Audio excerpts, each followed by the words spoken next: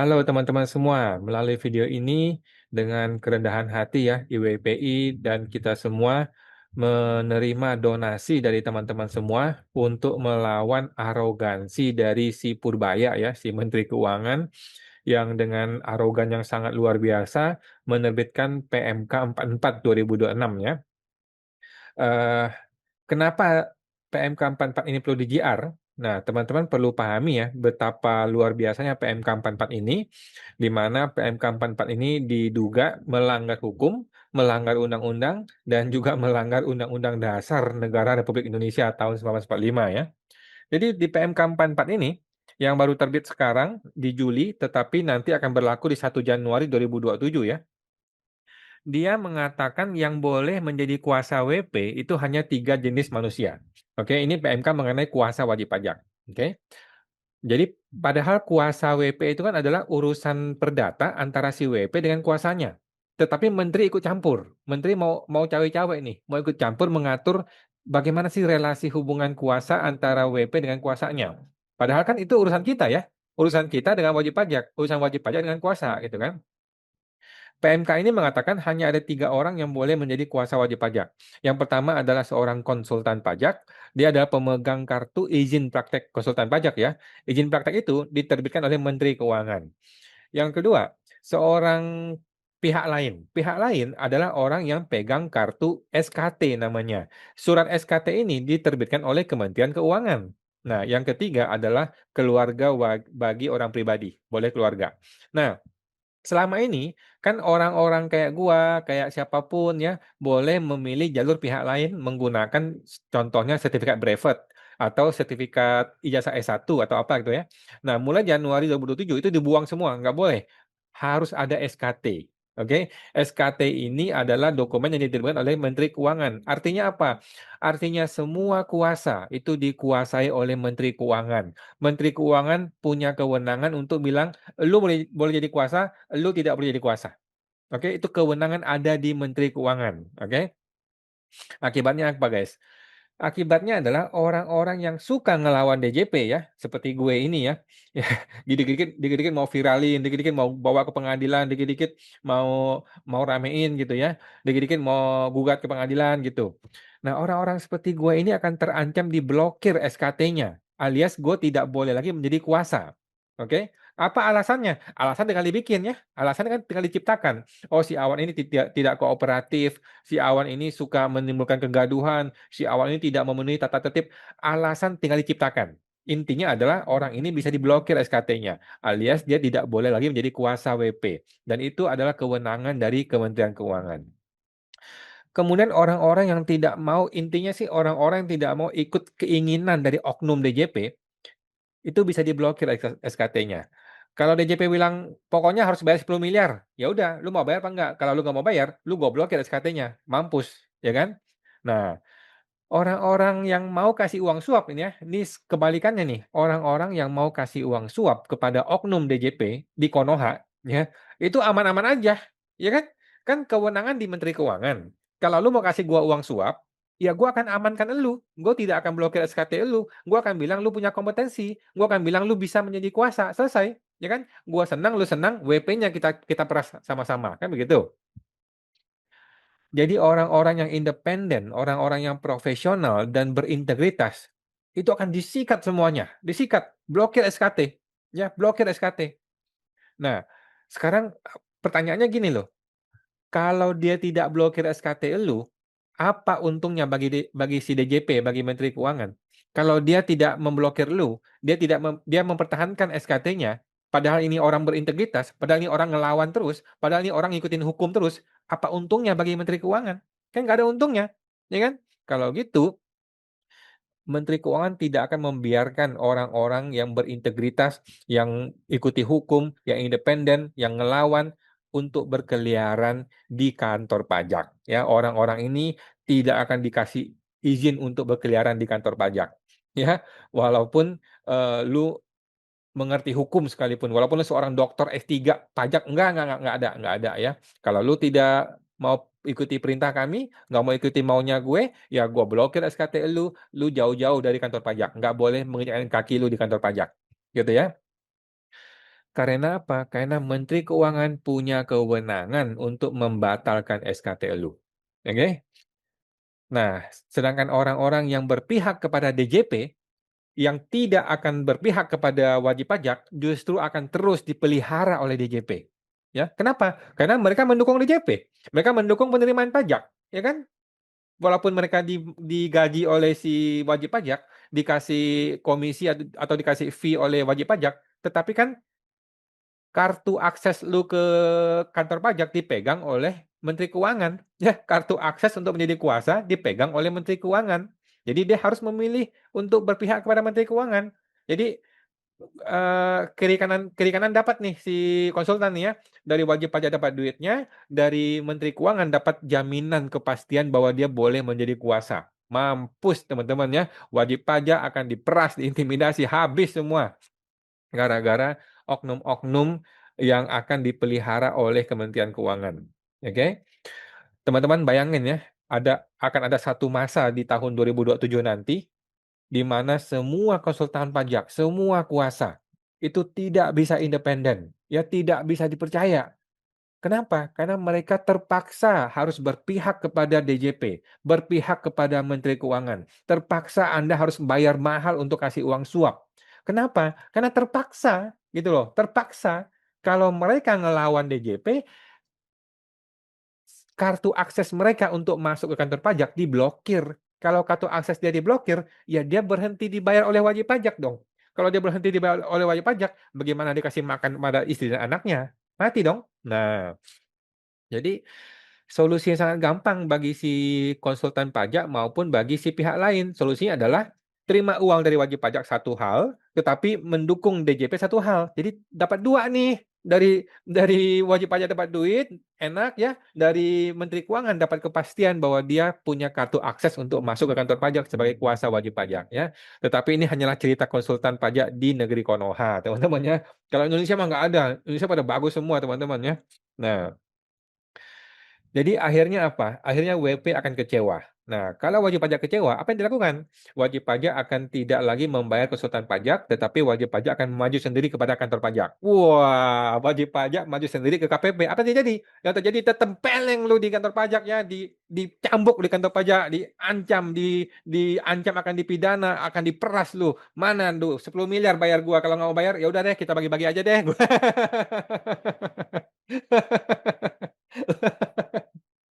Lu sanggupnya berapa deh ya? Ya udah kalau nggak 10 miliar ya udah 3 miliar aja deh. Lu sanggupnya 3 miliar kan? Ya udah kita bagi aja. 3 miliar ini dua setengahnya buat gua masuk kantong, 500 juta kita bayar pajak gitu kan. Jadi negara dapat duit pajak, gua dapat duit, lu juga happy, lu terbebas dari pemeriksaan, terbebas dari bukti permulaan, terbebas dari penjara. Win-win solution ya. Tahun depan ketemu lagi ya. Tahun depan gua buka lagi pemeriksaan buat lu kan gitu ya. Nah, jadi WP-WP tolol ini yang nggak ngerti pajak ini akan diintimidasi, diancam, diperas. Ujung-ujungnya lu akan jadi ATM berjalan bagi oknum DJP itu. Oke? Nah, sekarang bagaimana solusinya teman-teman? Nah, solusinya adalah mengajukan gugatan kepada Mahkamah Konstitusi atau kepada Mahkamah Agung untuk menyeret si oknum Menteri Keuangan ini ke gedung pengadilan. Oke? Nah, gue akan bacakan ke teman-teman semua. Akan gue bacakan ini adalah surat dari IWPI kepada teman-teman semua ya. Untuk open donasi supaya teman-teman kalau mau ya silakan bergabung untuk membantu donasi bagi teman-teman di IWPI ya. Nah, open donasi dukungan judicial review terkait PMK 44 2026. Sehubungan dengan upaya pengajuan JR ya terkait PMK 44, JR ini bisa dilakukan kepada Mahkamah Agung dan juga bisa kepada Mahkamah Konstitusi. Nanti kita lihat ya, IYPI mau pilih mana atau pilih dua-duanya. Ikatan Wajib Pajak Indonesia membuka kesempatan kepada masyarakat ya, wajib pajak, praktisi, dan pemerhati perpajakan untuk memberikan dukungan donasi. Silakan teman-teman ya, donasi akan digunakan untuk membantu biaya penyusunan permohonan, pendaftaran, pengumpulan alat bukti, menghadirkan ahli, serta kegiatan advokasi hukum lainnya. Permohonan ini pada pokoknya memperjuangkan agar pengaturan mengenai kuasa WP tidak membatasi hak warga negara, hanya melalui peraturan menteri. Donasi dapat ditransfer melalui ini ya, Bank Mandiri, teman-teman. Cuma ada satu rekening, teman-teman ya. Cuma ada satu rekening untuk Ikatan Wajib Pajak Indonesia, tidak ada yang lain teman-teman ya. Hati-hati penipuan teman-teman, hati-hati penipuan. Hanya satu nomor rekening ini untuk menerima donasi untuk Ikatan Wajib Pajak Indonesia mengajukan JR kepada, eee, Mahkamah Agung atau Mahkamah Konstitusi untuk melawan arogansi dari oknum Menteri Keuangan ya. Nah, mohon mencantumkan keterangan donasi JR ya, teman-teman cantumkan keterangan donasi JR.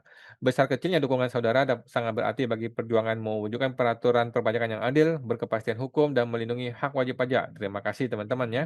Ini tanggal 23 Juli 2026, Ikatan Wajib Pajak Indonesia oleh Bapak Advokat Rinto Setiawan ya, teman-teman ya, Pak Rinto. Nah, seperti itu teman-teman. Nah, sekarang aku akan sampaikan ke teman-teman, kira-kira, bagaimana sih JR ini bisa berjalan ya. Mungkin ini cuma sekedar ide aja dan teman-teman bisa pahami kira-kira masalahnya di mana sih. Kenapa seorang menteri keuangan sampai berani-beraninya menerbitkan suatu peraturan yang menghilangkan, hak dari banyak wajib pajak untuk memilih kuasa dan menghilangkan, hak dari banyak kuasa untuk menjadi kuasa bagi wajib pajak, oke. Biang keroknya ada di sini, biang keroknya ada di Undang-Undang KUP pasal 32 nih ya, ayat 3A, oke. Di ayat 3A di Undang-Undang KUP ya, pasal 32 ayat 3A mengatakan begini, seorang kuasa yang ditunjuk sebagaimana pasal 3 yang di atas ini, ayat 3, harus mempunyai kompetensi tertentu dalam aspek perpajakan, kecuali kuasa ditunjuk merupakan suami istri atau keluarga, saudara, atau semendak sampai dengan derajat kedua. Nah, biang keroknya ada di sini, biang keroknya ada di frasa kompetensi tertentu, oke. Kompetensi tertentu ini apa? Inilah yang dimanfaatkan oleh oknum menteri untuk mengatakan, "Oke, kompetensi tertentu itu ada 2, izin konsultan pajak atau SKT yang kami terbitkan." Itu katanya si oknum Menkeu ini ya. Nah, karena frasa ini mengandung ketidakpastian hukum, frasa ini mengandung, broad interpretation ya, interpretasi yang luas. Sedangkan kewenangan untuk teknisnya itu diserahkan kepada Menteri Keuangan, akibatnya adalah Menteri Keuangan akan memilih, kompetensi yang menguntungkan Menteri Keuangan, yaitu dia justru menciptakan satu kompetensi baru yang namanya SKT itu, yang mana SKT ini dikuasai atau dikendalikan oleh si oknum menteri tersebut. Begitu teman-teman ya. Nah, kompetensi tertentu ini dituangkan penjelasannya di dalam penjelasan. Nah, ini dia penjelasan dari ayat 3A teman-teman ya. Dari, pasal 32 ayat 3A penjelasannya seperti ini. Untuk melaksanakan hak kewajiban perpajakan, seorang kuasa yang ditunjuk oleh WP harus memiliki kompetensi tertentu dalam aspek perpajakan. Nah, kompetensi tertentu antara lain, oke? Jadi di batang tubuhnya tidak menjelaskan mengenai kompetensi tertentu, tetapi di penjelasannya memberikan penjelasan mengenai kompetensi tertentu. Ini tidak boleh. Ini namanya menciptakan norma baru, oke? Penjelasan tidak boleh menciptakan norma baru. Nah, kompetensi tertentu antara lain adalah jenjang pendidikan tertentu, satu, sertifikasi tertentu, dua, dan atau pembinaan oleh asosiasi, tiga, atau Kementerian Keuangan, atau pembinaan oleh Kementerian Keuangan, empat ya. Teman-teman paham ya? Ada pendidikan tertentu, sertifikasi tertentu, pembinaan oleh asosiasi, dan pembinaan oleh Menteri Keuangan. Ada empat. Artinya apa teman-teman? Coba lu artikan kalimat ini teman-teman ya. Artinya antara 2 nih artinya. Artinya adalah salah satu terpenuhi gua boleh menjadi kuasa, atau artinya keempat-empatnya harus terpenuhi baru gua boleh jadi kuasa. Coba teman-teman artikan maksudnya apa? Tidak jelas teman-teman ya, tidak jelas, oke. Undang-undang tidak boleh mengandung ketidakpastian hukum, undang-undang tidak boleh mengandung ketidakjelasan, undang-undang itu harus mengandung kepastian hukum. Kenapa? Karena undang-undang harus mengikuti undang-undang dasar. Undang-undang dasar mengatakan sebuah hukum harus mengandung kepastian hukum. Wajib pajak atau masyarakat harus mendapat kepastian hukum dari undang-undang. Nah, biang keroknya di mana? Biang kerok di sini nih. Biang keroknya ada di sini nih, ada dalam frasa dan garis miring atau. Ini biang keroknya, guys. Oke, ini biang keroknya. Jadi, undang-undang ini memberikan kewenangan kepada Menteri Keuangan untuk memilih Mau pakai dan boleh, mau pakai atau juga boleh. Nah, kalau lu jadi menteri keuangan, lu pilih apa, guys? Lu pasti memilih frasa yang menguntungkan elu, ya kan? Seorang menteri keuangan yang bajingan itu pasti akan memilih frasa yang menguntungkan diri dia sendiri, yaitu menguntungkan DJP, menguntungkan Kementerian Keuangan. Maka dia memilihlah frasa dan, oke? Jadi kompetisi tertentu antara lain jenjang pendidikan tertentu, silakan boleh. Sertifikasi tertentu boleh, tetapi harus punya dan harus punya pembinaan oleh asosiasi atau Kementerian Keuangan. Lu harus punya SKT, harus punya SKT yang kami terbitkan. Jadi kami nggak peduli lu punya brevet A, B, C, D, E, F, G sampai Z boleh. Lu punya gelar S1, S2, S3, S Teller, S Babon, S Durian silahkan. Tetapi lu harus punya SKT. Lu harus punya SKT karena SKT ini adalah perintah undang-undang yang kami terjemahkan menjadi PMK 44. Oke? Jadi ada dua biang kerok. Biang kerok pertama adalah frasa kompetensi tertentu tidak dijelaskan dengan rinci di dalam batang tubuh undang-undang. Biang kerok kedua adalah penjelasannya justru menciptakan norma baru dan memberikan ketidakpastian hukum dengan munculnya frasa dan garis miring atau. Sehingga Menteri Keuangan memilih jalur yang menguntungkan diri dia sendiri, yaitu memilih jalur dan. Oke, bagaimana JR bisa menang? JR bisa menang, teman-teman. Jadi kan banyak orang mengatakan bahwa menterinya brengsek. Oke, menterinya brengsek, menterinya melanggar undang-undang, menterinya melanggar hukum dan sebagainya. Oke, gue mau kasih tahu buat teman-teman yang berencana mengajukan JR ke Mahkamah Konstitusi ya. Kalau lu bilang menteri keuangannya brengsek, kalau lu bilang menteri keuangannya salah, berarti undang-undangnya tidak salah. Oke? Kalau undang-undang tidak salah, sedangkan menterinya yang salah, maka permohonan lu di Mahkamah Konstitusi akan gugur, akan NO alias tidak dapat diterima. Kenapa?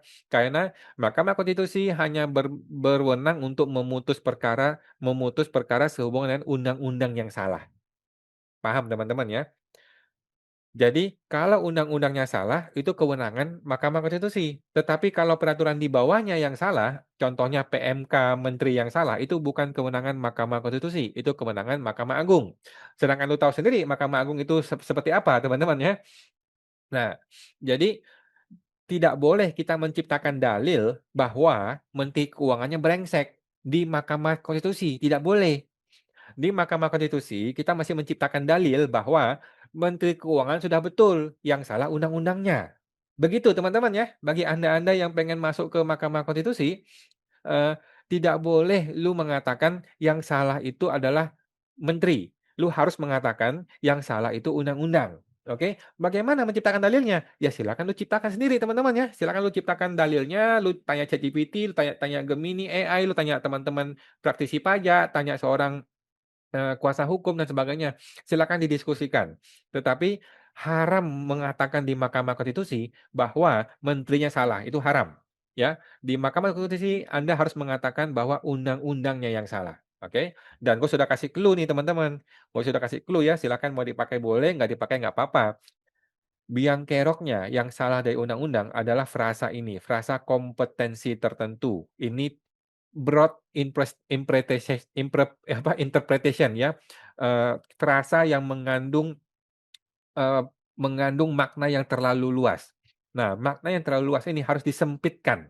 Mahkamah Konstitusi suka ini, Mahkamah Konstitusi sangat-sangat suka ketika wajib pajak atau masyarakat ingin menyempitkan, makna dari suatu frasa di undang-undang. Itu suka sekali Mahkamah Konstitusi dan mereka senang sekali dengan cara seperti ini ya. Nah, jadi kompetisi tertentu, itu harus Anda minta kepada MK untuk diubah, langsung dituangkan di sini, apa definisi kompetisi tertentu, oke? Jadi, Anda harus mengatakan bahwa pasal 32 ayat 3A ini bertentangan dengan Undang-Undang Dasar, sehingga harus dimaknai kompetisi tertentu dalam hal apa? Di antaranya apa? Di antaranya apa? Yaitu ini, di antaranya adalah, pendidikan tertentu, sertifikasi tertentu, pembinaan oleh asosiasi atau Kementerian Keuangan. Oke, teman-teman? Kemudian biang kerok di penjelasan ayat 3A. Nah, biangkerok ini juga harus diselesaikan, teman-teman. Biangkerok ada di sini nih, yaitu frasa dan atau. Anda harus meminta kepada MK untuk mengatakan bahwa frasa dan garis miring atau itu bertentangan dengan Undang-Undang Dasar karena mengandung ketidakpastian hukum, sehingga harus diganti menjadi harus dihilangkan. Jadi harus diganti menjadi atau. Tetapi karena di sini sudah ada atau di ujungnya sini, maka ini harus dihilangkan saja. Jadi cukup kompetisi tertentu antara lain jenjang pendidikan tertentu, sertifikasi tertentu, pembinaan oleh asosiasi atau Kementerian Keuangan. Jadi selesai, teman-teman ya, tidak ada kewajiban harus punya SKT. Mau pakai jalur pendidikan tertentu boleh, mau pakai jalur sertifikasi tertentu boleh, mau pakai jalur pembinaan oleh asosiasi boleh, mau pakai jalur pembinaan oleh Kementerian Keuangan juga boleh, teman-teman ya. Nah, begitulah undang-undang menjadi punya kepastian hukum. Begitu teman-teman ya. Oke, simpel teman-teman, simpel sekali sebenarnya ya.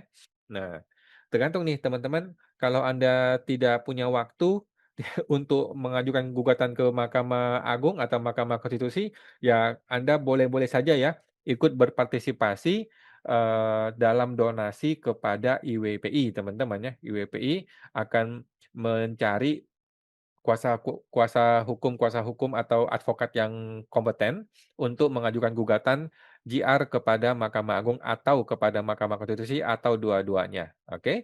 Nah, rekeningnya cuma ada satu ini teman-teman ya, hati-hati penipuan, cuma satu rekening untuk IWPI. Oke teman-teman, eee semoga perjuangan ini bisa berjalan dengan lancar ya.